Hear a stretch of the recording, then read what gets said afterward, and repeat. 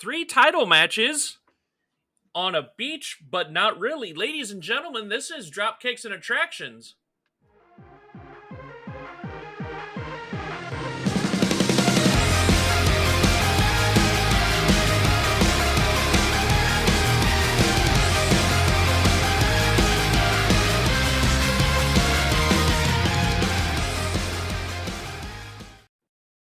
Ladies and gentlemen, welcome on board to episode something or other of Dropkicks and Attractions, because I never remember it until I need to. We are on season 3, episode 6. Thank you very much. This is why neurodivergence comes in handy. Ladies and gentlemen, I am, of course, Xander Invictus, the best host of Dropkicks and Attractions, joined by the second best co-host of Dropkicks and Attractions, Big Bach. How are you, sir? I'm doing good, Xander. What's for dinner tonight? Pork steaks. Yummy. I had some rice and salsa con queso. Ooh, stop it. By the way, beverage of the evening is C4 frozen bombsicle. I am on Mountain Dew Spark again. Oh, okay. And we are doing, for the first time since our 800th return, like I said, we do the running joke here is we do an episode every 7 months. Or so. Roughly. I think both breaks have been relatively around that time. But anyways, we're not breaking again like that because we love you guys too much. Especially you. No, not you. Not you. You. You're my favorite. No. You're my favorite. For those that I want to keep harping on it, but this will be the last time, since hopefully we won't have to take a break like this again. We are doing a pay-per-view. We're doing Beach Blast 93. And when we do a pay-per-view, because usually the matches are longer, more promos, more grandiose, blah, blah, blah, pay-per-views get thrown episodes. So we're only going to be talking about Beach Blast 93 for this show.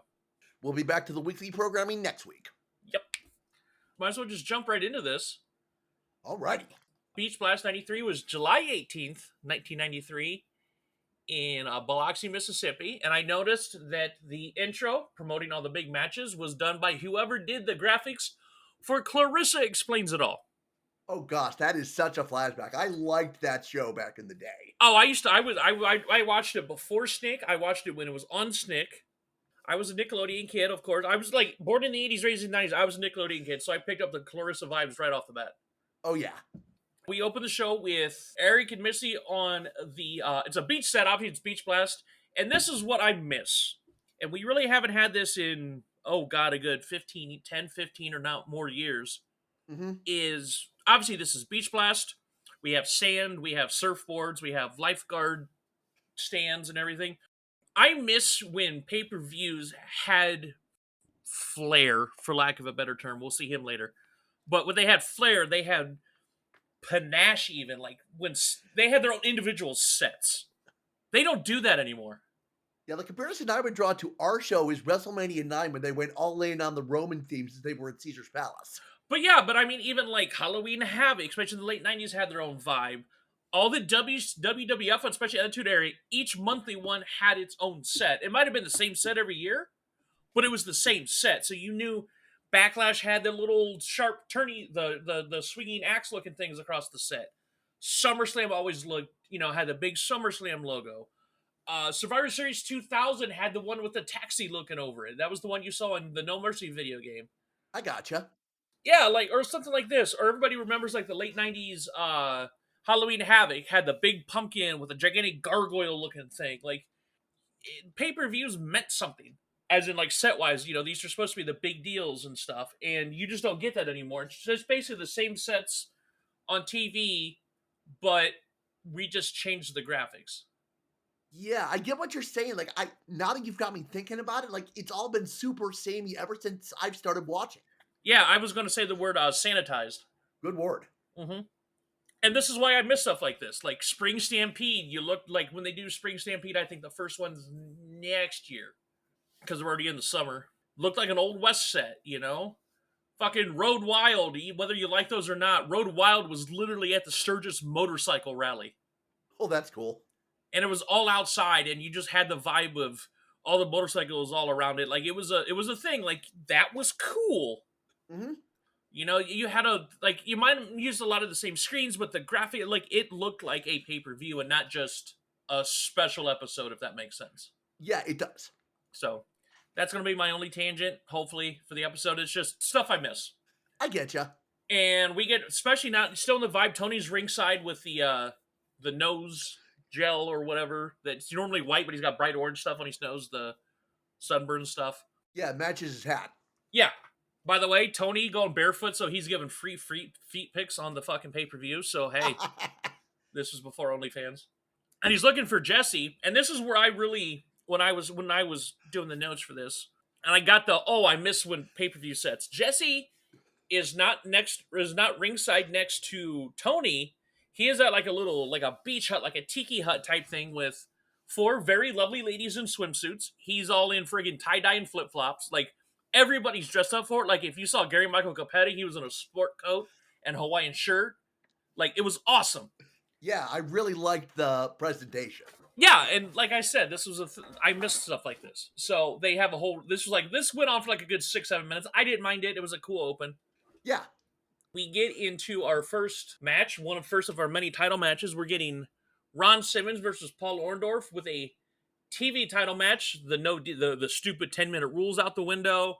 If Orndorff gets disqualified, he loses the title. This is not the match I would have started with. The match I would have started with personally would have been our next one.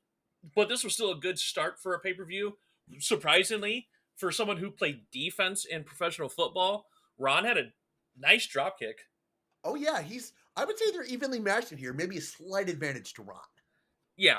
Like speed-wise, I think Paul would have been maybe just a skosh stronger. But I think Ron was just a bit more athletic at this point. Agreed. Good smash mouth start. Like these are the kind of like if we're gonna fight, we're just gonna good. I put smash mouth. Like they're just throwing how I like to put hams and slams.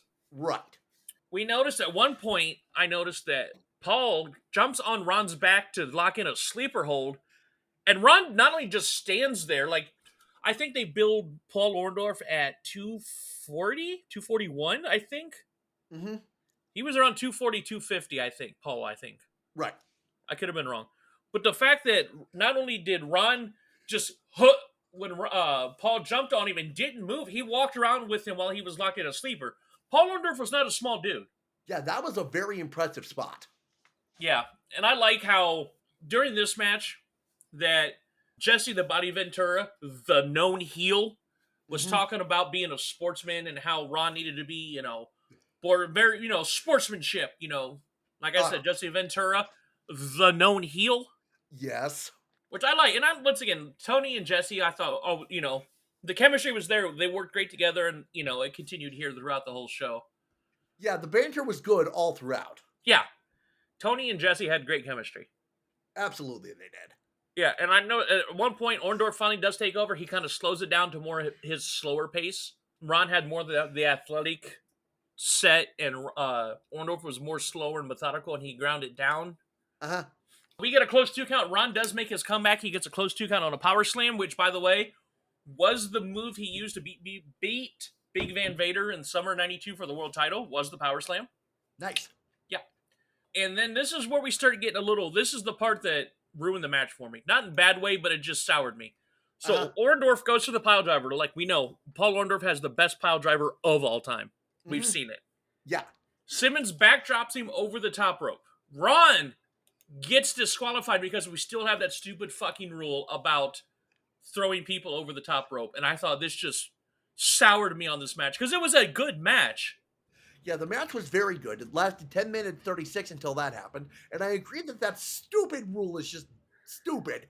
But it was a good opening match. Oh, it was a great up until that point. Oh, by the way, we will be keeping track because you guys think that is the only time somebody goes over the top rope like that. Yeah, it happens a lot. Yeah, trust me, we'll keep track.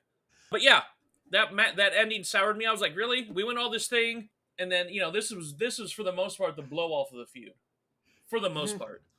And then we get into our next match, the tag team match, which I thought you always like WCW, especially during the Eric Bischoff, like the TV, like the Nitros and that sort of thing. He always liked to start with like a cruiserweight match or like a quick pace match, something high energy to get the crowd pumped. Right. Which is why during that time frame, a lot of Nitros pay-per-views started with the cruiserweights. Because cruiserweights, that whole Lucha Libre style was relatively new in the late 90s, especially in America. Right. Your Juventud Guerreros, your Psychoses, Rey Mysterio's. Like, you'd start with those, you get the crowd pumped, okay, and then we can go. Makes sense. Yeah, and I think this match, I think, exemplified what a good opening match should have been. We get one of our favorite, at least this time, WCW tag teams, sir. Two Gold Scorpio and Marcus Alexander Bagwell.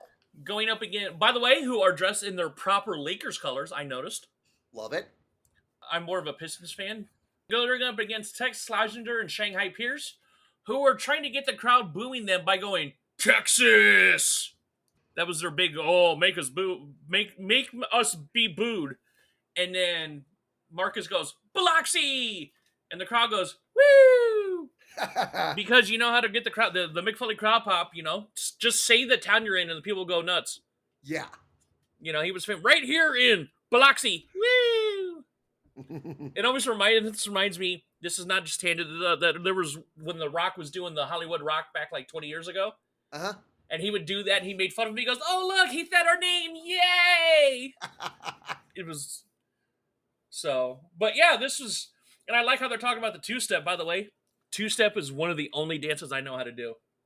Yeah, I don't do a lot of dancing. I don't think I even know the two-step. I spent 6 years in Texas. I sure as hell should know how to two-step.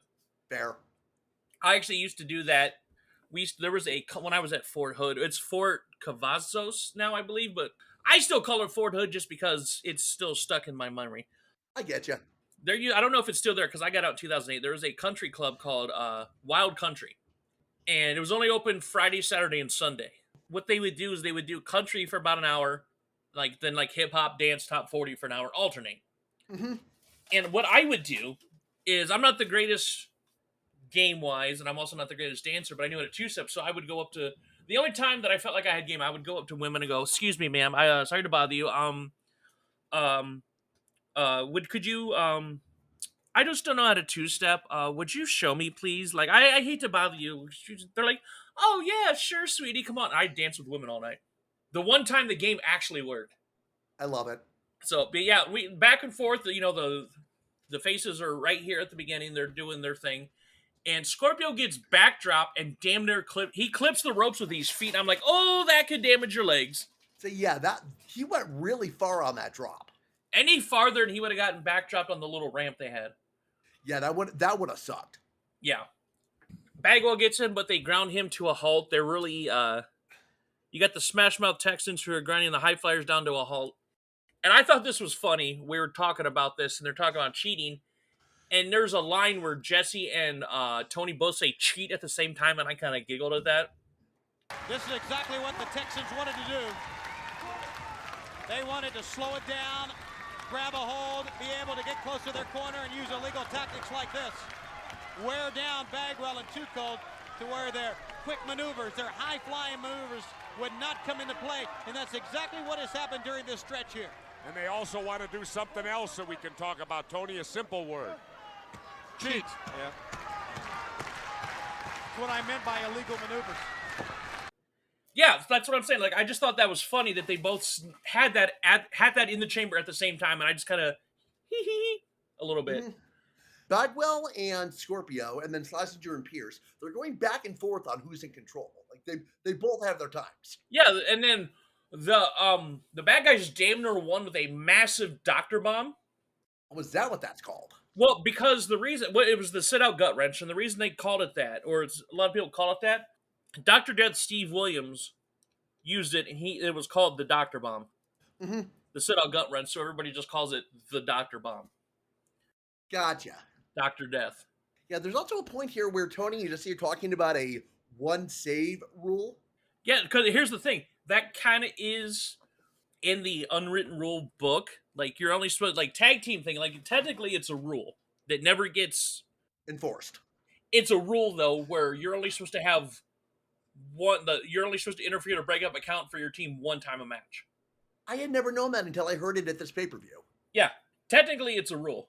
And I just like how Jesse's talking about the cheating. He's had his tight five, his whole routine about the cheating and everything. Mm-hmm. Scorpio gets the hot tag. He hits his huge splash, but Slazenger breaks it up. And here's the thing. They throw Pierce over the top rope. No DQ. Good point on Jesse. But Jesse made a good point. he was like, well, what is this? Oh, well, the bad guys did it on their own. Jesse's like, bullshit. Like, it was obvious that Bagwell had thrown him over the top, but they don't get DQ'd. And then Scorpio hits a moonsault for the win. 450. 450, okay. Yeah, but the back suplex by Bagwell, 450 by Scorpio, and the good guys win. 12 minutes, 35 seconds. This was a very good match. Yeah, other than that bullshit on the no DQ. Yeah. And then we go back to the set. Well, we go to the set by the entrance ramp a few times tonight. Missy is there with Paul Orndorff and his new friend, the Equalizer. Yeah, I've never seen this person before. Yeah, this is his debut on television. Okay. And I was just noticing the way he was moving and grunting and moving. He looked like he had to pee. Oh, gosh, you're right. The Equalizer was looking like he's like, okay, hurry up. I gotta go. You make those motions and the grunts and the movement. You're like, okay, cool. Mom, can you stop talking to your friend at the grocery store? I gotta pee. That's what it looked like this whole time. He was trying to look, and it didn't work. Like, he looked big, but all that movement made it look like he just had to make number one. Oh, yeah. And then we go to the one match that was not advertised until they showed it on here. We got a special surprise match. My boy, Lord Steven Regal, against Eric Watts. And I'm going to say it right now. We've been relatively critical of Eric Watts since the show started, way back in episode 1, just because he's a Nebo baby, straight up Nebo baby. I thought, and it was just he didn't have enough time. He was very unseasoned chicken. Yes. I thought this was his best showing yet. This was not like as good as Regal is, and he can make a broomstick look good. There was noticeable improvement in Eric Watts to where it was like, oh, he could hang with Regal. Like, Regal could have ate him alive if he wanted to. Yeah, this match was almost nothing but chaining, and I honestly felt Eric held his own. Yeah, like, this was not Regal feeding him for a lot of it. This was like, oh, he's learning, he's paying attention. So, this, honestly, is from episode 1 until now, I think this was Eric Watts' best match. Agreed, 100%. Yeah, and I noticed they were doing a Cheerio chant because Regal, and I'm like, you know, man, I like Cheerios and all, but I'm more of a Cinnamon Toast Crunch, like a Lucky Charms kind of guy. Cinnamon Toast Crunch was my favorite growing up. I mean, I like Honey Nut Cheerios, so I don't know if that's what they were cheering for, or do you remember the Olympic Cheerios? I don't. They were 3 different Cheerios. It was regular, frosted, and I want to say Honey Nut, but it was supposed to be gold medal or gold, silver, and bronze. Right. You would only really see them around like the Summer Olympics. They were like the big American flag thing. Mm-hmm. Jesse's like, you know what I'm going to do? I like this match so much. What I'm going to do is I'm going to go down and interview the winner. So I'm like, so you're going to do your job? Like, are we supposed to applaud you for doing the bare minimum, Jesse? That was a little puzzling to me. Yeah, and Tony's like, oh, well, do we have time for you to do it? I guess we do. And I'm just like, so you're the interviewer. So you're going to tell everybody, hey, guys, look, I'm going to go do my job. That's like telling people, hey, guys, I'm going to go take out the trash now. Okay, good. But this was, I think, relatively back and forth. This was a lot. There wasn't a lot of, like, throws and power moves. This was very chain-heavy based. And once again, I'm okay with that. Yeah, I like chain wrestling. You've come to appreciate it more now that we've been watching a lot of, like, the early stuff. Yeah, I ran some errands with our mutual friend who wrestles yesterday, and we were talking about that. Like, so many people can chain that just nobody wants to see that anymore. But it's because they don't know what they're talking about. Right. But anyways, Eric locks in the STF his finisher, and I noticed that Sir William just bitch slaps him in view of the ref. Like, the ref had to have seen him getting smacked in the face. So yeah, I don't understand how the ref missed that on the assumption he did. But then Eric stands up, Regal rolls him up for it, and I'm like, oh, well, the match is over. 7 minutes, 31 seconds. Yeah, good match. I was just surprised on how sudden the ending was. Yeah, definitely. I was like, oh, this is over. Not the shortest match. That's going to be our next match. So, yeah, the next event's going to be Fall Brawl, I think, in September, and we're going to get War Games. So, yeah, so Jesse comes down and, doing his job to interview Regal. And I loved how Regal said he didn't break a sweat when he beat Eric Watts, yet he's soaked in sweat. I was just like, maybe sweat means something different in England. I don't know. He calls up Paul Orndorff, says he's coming for the World TV title. Yeah, he's like, yeah, time for me to go for titles. And then Eric is on the side again. He's going to show footage about the feud between Johnny B. Bad and Max Payne, which means we are going to this. They called it a huge grudge match. I think Gary Michael Capetta called it a big grudge match or a massive grudge match between Max Payne and Johnny B. Bad. And I'm trying to figure out how the hell Johnny's going to wrestle in that mask. He had the feathers and everything. And I'm like, oh, he took it off and he's wearing basically, it looks like a Hawaiian shirt on his face. It looked like a Hawaiian lucha mask is what I would have called it. I don't hate that term. A Hawaiian. We'll go with a Hawaiian lucha mask. El Pineapple, apparently. El Coconut Grande. But yeah, Johnny starts brawling. This is not going to be a technical like our last match. It's going to be a brawl. Yeah, he caught Max off guard. Yeah, but he then he goes for a high risk move and eats it. So Max goes to lock in the painkiller, but Johnny gets through the ropes. Yeah, he's right there, way too close for Max to hold the painkiller. Yeah, and we know that basically once he locks that in, it's it. Yeah. Johnny B. Bad drop kicks Max over the top rope, and guess what? No DQ. No DQ. And so basically it looked like at the end, Johnny B. Bad looked like he was going for something off the top, slipped, did a second rope crossbody, and this match is over like that. Yeah, 4 minutes, 52 seconds. It was short, but I enjoyed it. I'm going to have to disagree with that on there because it was just like, it never got out of first gear. This is supposed to be this, I'm not sure if it's a full blow-off, but this is supposed to be this massive grudge match, you know, all this stuff. And it was like, oh, this is it. This felt very empty calorie, not out of first gear to me. For the time we were given, I think it was good, but I do agree it should have been longer. It should have been longer, and I think if they would have taken some extra minutes from our next match and gave it to this one, I think that would have worked. Yeah, there were definitely plenty of minutes they could have taken because the next match is good. But... Yeah, we'll go ahead and get into the next match, which I'm excited because it is for the tag titles. Arn Anderson, Paul Roma of the Horsemen, which I noticed they said the Horsemen, not the Four Horsemen. Yeah, because there's only 3 of them right now. Well, technically, Ole Anderson is in it because they showed Ole Anderson, Paul Roma, Arn Anderson, and Ric Flair at Slamboree.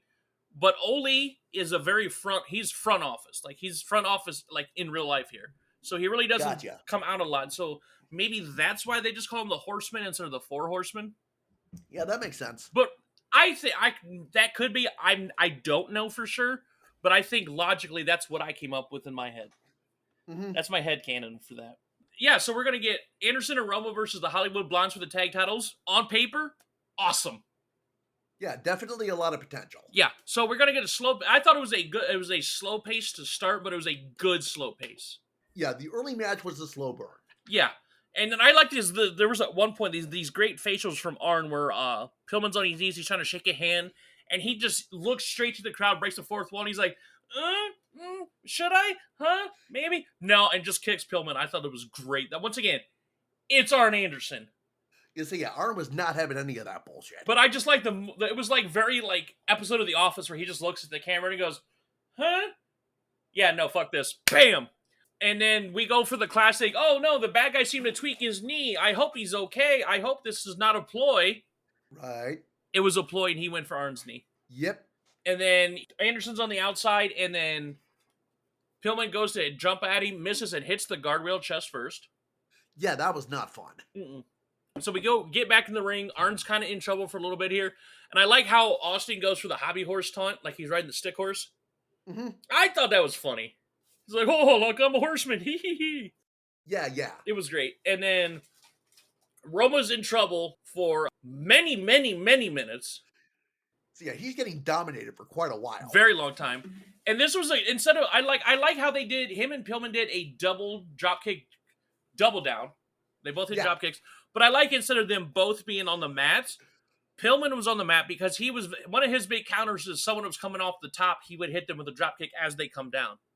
Right. So he goes for the drop kick as Roma goes for a top rope drop kick, and they both eat shit for a double down. I like that. It was a little different, a little variation on the drop kick double down. Yeah, I would say that's the best spot in this match. And so we get Arn coming in with a hot tag. He gets that huge DDT. So they take over on Arn for a little bit. Mm-hmm. Steve goes for a pile driver on the floor, but Arn backdrops it. And then Arn actually hits Austin with his own finisher, the stun gun. Mm-hmm. It looked like Austin was going for it, but Arn spun him around and did it himself.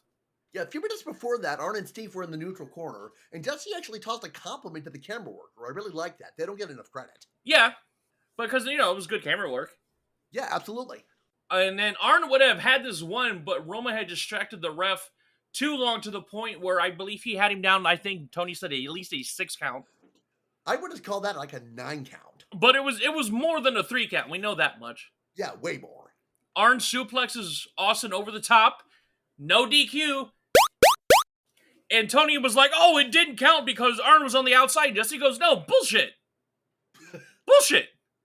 So Arn finally gets the hot tag to Roma. We get a double hot tag, which feels weird to me.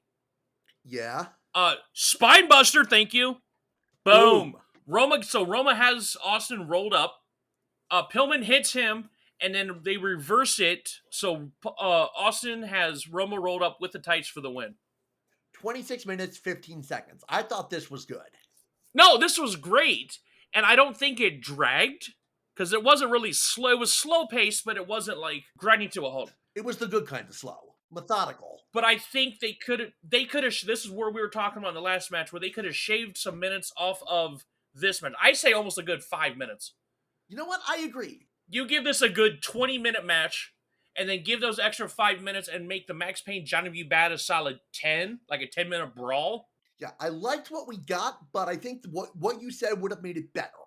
Yeah, and I think that, and it did, and there wasn't a bad moment in this match. I just think they did well, but I think the match went on too long. I think, like I said, if you would have made this 20 and then the Max Payne Johnny B. Bad 10, I think both matches would have benefited from that. Agreed. So, once again, honestly, I'm just going to say this right now. This was one of my favorite matches of the night. But once again, Arn Anderson, Steve Austin, Brian Pillman, and then you got the feud with the Blondes and the Horsemen. Like, there was so much good here in this match. Yeah, there was also a spot where Brian did what looked like a hurricanrana to me. That wasn't what they called it. They just said it was like a head scissor. No, he had the head scissors. It wasn't a hurricanrana, it was a head scissors. Oh, okay. I don't know why I thought it was that. My mistake. And then we go to the other half-hour match of the show, because I just felt this was weird that we're going to put the two longest matches together back to back. Yes, back in the middle. This was a solid hour. And then we get, which I'm excited for, it is an Iron Man match for the U.S. title. We get Dustin Rhodes, The Natural, versus Rick Rude. The battle of who's got the better theme song, because both of these theme songs were awesome. Agreed. Both of them are bangers. And I like how Jesse calls it goat roping music. Ooh, the animosity between these guys. We know these guys have been fighting off and on since Dustin won the title in January. Mm-hmm. Because Rude was injured and got stripped of the title because he didn't defend it. So we've been basically feuding since January. And I like how Jesse called Dustin Rhodes a big, fat Texas steer in heat. Oh, gosh, yeah. That was... Why would you know what a steer in heat looks like? I watch Animal Planet. Wait, no, steers don't go into heat. Females go into heat. But still, I've seen animals in heat before. I've watched Discovery Channel and Animal Planet. Right. And I noticed, this is what I noticed, and you see it a lot in the main event too, but especially in this match, the canvas was starting to wrinkle. Mm-hmm. Which that could be in trouble. That could be dangerous in a little bit. And that could be dangerous. Like, if you step on the wrinkle wrong, you could twist something or slip and hurt yourself. And I think what it was is that, like I said, I've mentioned before, I've trained to wrestle, and when you're the quote unquote young boy, you tear down and put the ring together a lot. Right. So what that is that it is canvas. It is actual canvas. Mm-hmm. But they use like straps, like real thick straps. Like they call them like, almost like, how you'd like what do they call those cables that you can strap stuff together with? I think they just call them straps. Like bungee, they're like bungee cables almost. Like elastic cables? But they're like, like the bungee ones, like you would attach, like if you're trying to close a door or keep a door open. Yeah, just bungee cords. Yeah, thank you, bungee cord. That's what I'm thinking of. But like they have like real thick rubber ones. Right. And you basically use those to attach them, the canvas to the frame, to the side frame, and it's supposed to keep the mat down. And I don't know if they, one of them fell apart or something slipped or just what. I just noticed the wrinkle. That's just me. Gotcha. And this is, I think this match was too, like, it's a half-hour match. So you have to put together at least a half an hour. Right, so you know you're not gonna be going all out right from the beginning. But I think at some points this match was too slow detrimentally. Yeah, one thing I would like to say before we really get into it, there was a big brawl to start off, and they're evenly matched. As Tony and Dusty are talking about how we arrived at this match. Yeah, we were discussing basically they've been in a feud since January. Right, and I noted the kind of thing that today you'd probably get a promo and a video package before the match actually starts for that. Yeah, but that's what I'm saying. We really didn't need that because Eric had introduced the match. Tony and Jesse had just discussed the history. Mm-hmm. You didn't have this back then. You got to think about this. You're talking about 93. Right, I'm just saying the difference between that and now is interesting, that's all. Yeah, because they really didn't do video packages. Right. You might have shown match clips or might have had a promo, but you're not getting video. You're not getting Austin Rock WrestleMania 17 video packages. Right. You know, once again, you got to think about this in 93 standards. It looked like fucking Clarissa Explains It All. Do you think we were going to get a video package? Right. There you go. And I noticed that just the amount of strength from Dustin Rhodes, because Rick Rude had him in a camel clutch or one of the 800 rear chin locks. Yeah, there were a lot of those. Where Dustin stood up, was able to keep Rick on him, got Rick on his shoulders, and then dropped him. Yeah, that was nasty. Yeah, eventually, Rude did hit the Rude Awakening for the 3 count to go up 1-0. At about the 14-minute mark. This was a lot of rest holds. There was not, honestly, I was surprised on how little wrestling there was. Because once again, we know how good Dustin is now, actually even now, but at this point how good he was. How good Rick Rude was. Mm-hmm. There was just a lot of rest holds. See, now that you've actually said the word, I can kind of, going back looking at my notes, I can see what you mean. Yeah. And then once this happened, for like the next 10 minutes, this was just Rude with rest holds on Rhodes. Say that 5 times fast. Rude with rest holds on Rhodes. Exactly. Thank you. And I actually put in my notes, hey, look, another rear chin lock. And then Rude goes for a tombstone, but Rhodes is able to reverse the tombstone. And I like how he squatted a little bit with Rhodes or with Rude at one point. Hit the tombstone for a very close 2. That's as close as it gets, really. Yeah. And then at one point, Dustin goes over the top. But logically, I can see why there was no DQ, because it was all self-propelled. He looked like he was going for a crossbody. Rude got out of the way. Rhodes went over the top fully on his momentum, so I could see logically how that was not a DQ. Agreed. That one made sense. And then you could actually hear over the microphones, you can hear Rude go, "You ain't shit, Rhodes." And even Tony's like, "Oh, well, it's a live pay-per-view, folks." I did not catch that. Yeah, watch it again. It was... Whew. Oh, geez. And then we get a long sleeper hold because rest holds, Rhodes, rest holds. We're sub 5 minutes, and this was mostly rest holds. Yeah. But Rhodes hits the Bulldog. He hits his finisher. We are tied at 1 with under 3 minutes. So now we're getting intense with this. Now we shift into gear. Yes. Rhodes hits a DDT with about 5 seconds left, but by the time he gets the pinfall, the match is over. The bell rings. He thinks he won, but the bell rang before the 3 count was over. So no pinfall. This match ends with a 1-1 draw, and the crowd is not happy. Yeah. I liked the wrestling we got, but like you said, there wasn't enough of it. No, there was there was few and far in between. And it's just the thing, especially with a match that's been building for this long, and you want to do a draw, crowds do not like draws. Crowds do not like double countouts. Any kind of like non-definitive finish, crowds do not like. Yeah, and you could tell that by the reaction when the bell sounded. Woo! And when you hear Dick Patrick say, "Oh, this is a draw," people are like, "Boo!" Oh, they booed this. And that's the bad thing is like, I wish this and there's nothing wrong with this because what a lot of people consider one of the greatest Iron Man matches of all time was just a 1 fall to 0, and that went over an hour. Mm-hmm. We'll get to that eventually. But yeah, this is, once again, there was way too many rest holds for a half an hour. Yeah, again, this was very weak. Yeah. To me, if I would compare this to another pay-per-view match, this was very Great Muta Barry Windham Super Brawl. Gotcha. You see what I'm saying? Yeah, I do. Where it was like, oh, this could have been really good, but there was way too many rest holds with it because even though you had two very capable wrestlers. They pace themselves too much. Yeah.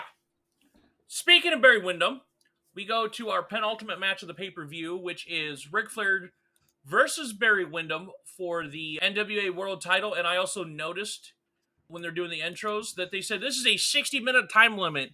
And I'm just thinking, after the last 2 minutes, I'm like, God, I hope this doesn't fucking go 60 minutes. Just thinking, I knew it wasn't gonna go that long because I kind of figured out where the on Peacock it shows where the commercial breaks are and they never break during a match. I know, but just think about it though. Think about it like if you're watching this live for the first time. Oh right, duh. Think about it. You remember, you have to think 1993 right now. Right. If you're thinking about this, where you just spent an hour over 2 matches, and then they just said the next match, the penultimate match, it has a 60-minute time limit. Okay, yeah, I see what you're saying. Like, put myself in the moment. There you go. Right, my bad. And I also noticed that Ric Flair's music stopped before he even came out. Yeah, I picked up on that too. That was weird. Yeah, that was obviously a snafu. But ever the professional, he does his full-on entrance, everything. And I'm just thinking, woo, the vitriol between these two. Oh yeah, this match was vicious. Yes, and I like how you can't out-dirty Flair because he's going for the chops. Barry's standing there, and Ric Flair's all right. Fuck you, I poke. You can't out-dirty the dirtiest player in the game. So it's like, oh, he's not working? Okay, now you can't see. But Wyndham was actually able to come back with a power slam. By the way, at one point, Flair does send Barry over the top rope. No DQ, so... But this was a good match. This one was very nicely paced. This was a very good match. Absolutely solid. Yeah, and then I noticed that they had just damaged each other to the, to the breaking point almost. Barry actually lands the superplex, which we discussed prior to his heel turn against Dustin Rhodes. That was his finisher. So this is one of Barry Windham's top moves, the superplex. But he was damaged enough, it hurt them both. Yeah, he couldn't get there. He couldn't get into the cover before in time. Yeah, that's what I'm saying. So they're hurting each other if you use one of your top moves that you've won many matches with. This was at one point considered your finisher. Mm-hmm. That's the kind of work they had done. And then Ric Flair came off the top. Of course, it did not work. Never seemed to work for him. Like, not that I've seen, at least. Very rarely. That was the thing. Most of the times, they just grabbed him and built him off the top anyways. He very rarely ever got to jump. We go back and forth. This is just the greatest hits for both guys. Ric Flair does get the figure 4 locked in. It took him a few tries. But once again, working on the legs. The storytelling. Yes. And then Barry Windham's shoulders were down for 3, and there was a little bit of confusion, but the ref counted. His shoulders were down. The ref counted 3. Ric Flair's the new NWA World Champion. Yep, that was an 11-minute, 28-second match. Very good stuff. Yeah. Here. And I like how Barry Windham didn't tap out. He didn't submit. His you could tell he was gritting in pain, but his shoulders were on the mat. So that's the thing. Hey, your shoulders on the mat. I'm counting. Yeah, he left him down too long. Yep. And then Jesse is ringside with Ric Flair because, it's Jesse's job. And Ric Flair does give props to Barry, but he's warning everybody that, hey, I'm a 10-time champion. I can still go. And this definitively proved that. Yeah, like he calls out Vader. He actually calls out Barry Windham. Basically, he's like, Barry's, if Barry wants another shot, he's open. He basically calls out all the big names. Surprisingly, one of the names I noticed he didn't call out was Sting. Actually, yeah, you're right. He didn't. And I'm sure there was nothing behind that because he was calling out a lot of the main guys, but Sting, I think that, one of Sting's greatest rivals right there. Mm-hmm. You've said that before. Mm-hmm. Eric and Missy are backstage, or up on the stage at the entrance for the last time of the night. Mm-hmm. And we get our main event, the Masters of the Powerbomb, Vader and Sid versus Davey Boy Smith and Sting, who are both coming out in the red, white, and blue. Yeah, Davey and Sting are intermittently being referred to as the WCW superpowers, and I'm not sure why. England, USA, they're both strong. Okay. Yeah. It's not going to last. So Sting comes in hot. He's just battering Sid, who just straight up one-handed chokeslams the shit out of Sting. Yeah, that was... Yeah, Sid did that in our last episode, the Saturday night before this, and that was what that he can do that. Wow. Yeah. And we noticed this is the last match of the night. We just had a 30-minute Iron Man match, a near 30-minute tag title match. We had Ric Flair versus Barry Windham right before this. The crowd is still hot. Yeah. I would not have been surprised if the crowd was dead over the last, almost hour and a half for 3 matches. Mm-hmm. And we still got that. Yeah. Davey hits that, was able to hit a hanging vertical suplex on Vader, who then just runs right through fucking Davey Boy. Yeah, bumps him like he was a sumo wrestler. Uh-huh. And then we're like, oh shit, shit's about to get deep because Vader takes off the mask. You say, I saw that. I've never seen him do that before. And I'm like, oh. Vader takes off the mask. Oh no. But then at one point, Davey picks up Sid like he's nothing for a body slam, which Sid, like I said, was taller than Vader. Vader's wider, but Sid is taller. Sid was a good, I want to say 6'8", 6'10", maybe. Yeah, wow. And so, at one point, right now, no, Davey's the face in peril. At one point, Harley gets on the apron, holds Davey Boy. So Vader runs at him, Davey dodges, and props for Harley for taking that avalanche splash. Yeah, he got knocked right off the apron. Oh, yeah. And then Sting comes in for the hot tag, and the crowd goes ape shit. And then, while he's doing his whole comeback, Sid hits him, and Vader just absolutely decapitates him with the fucking clothesline. Yikes. That was brutal. Sting's still in it, though. Mm-hmm. Like, he's not giving up. So Davey tags in, but he eats a Samoan drop and a Vader bomb. But then Sting breaks us up, so all of a sudden, here comes everybody. We're having the big old brawl. Sting and Sid are damn near at the entrance. They're on the ramp, but they're damn near at the stage. Mm-hmm. Vader hits a fucking moonsault. That was amazing. Like, I knew... See, here's the thing. I knew Vader could do a moonsault. Like, that was his thing. Mm-hmm. And then, right before there's the 3 count, Sting is able to make it from the stage over the top rope and hits Vader to break up the count. Like Sting just had to sprint down. Yeah, Sting my man was in shape. Oh, yeah. But then Davey's actually able to land a crucifix on Vader, and Davey Boy Smith wins. He just pinned the WCW World Champion. Yeah, that match took 16:42, and it was great. Yes. And here's the thing. As far as I know, in the recording of the show, this is the first televised pinfall loss of Vader. Really? Yeah. I didn't realize. I know he had that feud with Cactus where it was like I think it was a count out. Mm-hmm. This is the first time I think he's been pinned on television so far this year. Gotcha. I mean, at least of what we've seen. Yeah, that makes it even more impressive, actually. Yeah.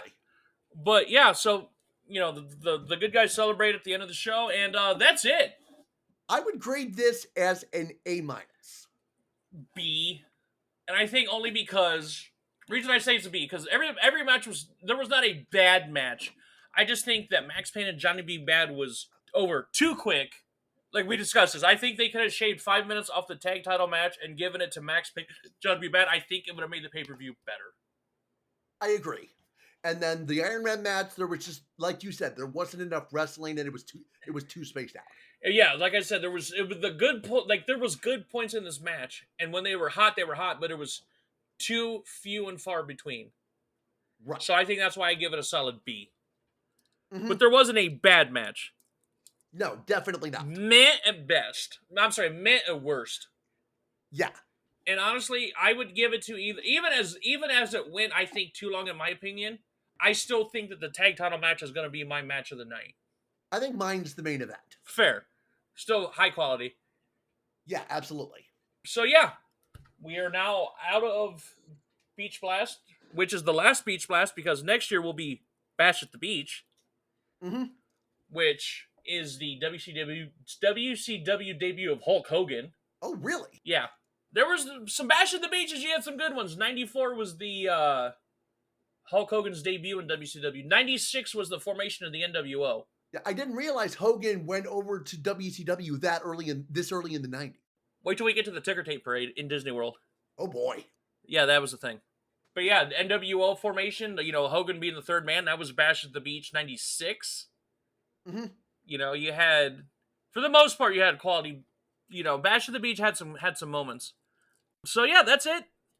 Like I said, pay-per-views get their own show. We are going to be next week doing the week of July 19th. We're going to have Monday Night Raw on the road to WrestleMania, or excuse me, not WrestleMania, SummerSlam.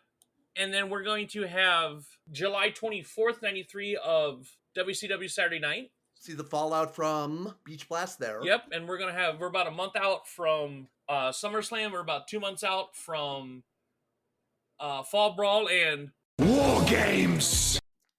Okay, so where can we find you, sir? I am at Big Boct, BIGBOCT on most socials. Okay, and I am Xander Invictus on Twitter, Twitch, TikTok, Instagram, YouTube. I'm getting ready to start. We have less than about 2 to 3 weeks before WWE 2K24 is coming out, and I'm going to be doing a lot. That's going to be my content on Twitch. We're going to be doing that, and then I'm going to end up while I'm working, like doing the showcase mode and the My Rises. I'm going to be making my own call league with multiple shows, multiple creative characters. I'm going to be doing the commentary, so there's going to be a lot of work on that. I'm going to be putting them on YouTube as well. We're going to be putting clips up on TikTok, so follow me on the socials. And, both of us also have projects in the works, so follow us on the socials, and we'll let you know when that happens. So until next week, we will see you guys later. Take care.